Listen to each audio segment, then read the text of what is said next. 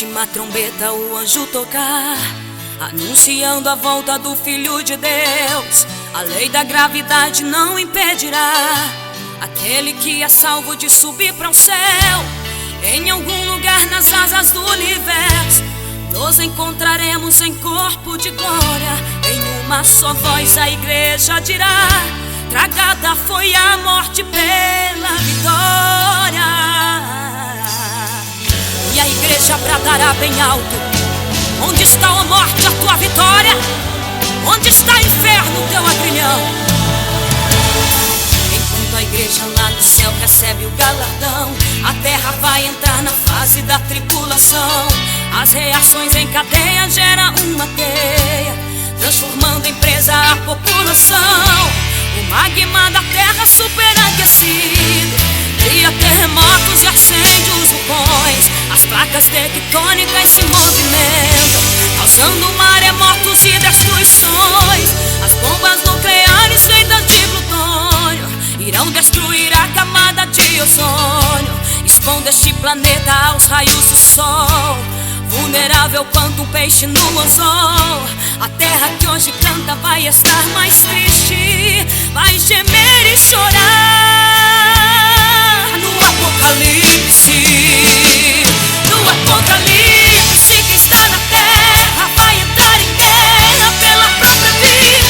No Apocalipse, a terra teme, esse mundo geme com a ferida que a igreja causou ao deixar a humanidade subdividida, filho para um lado e a mãe para o outro, sem direito ao adeus na hora da partida. No Apocalipse, a dor vai ser grande, a lua cor de sangue revela a tristeza, e o sol com certeza não irá brilhar, porque mais forte que o sol brilhava a igreja, e Jesus levou no arrebatamento.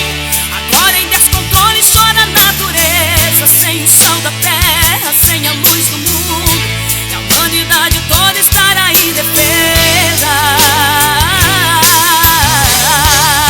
Mas no Apocalipse a igreja estará no céu, porque Deus não deixa perecer aquele que é fiel. Mas no Apocalipse a igreja estará no céu, porque Deus não deixa perecer aquele que é fiel.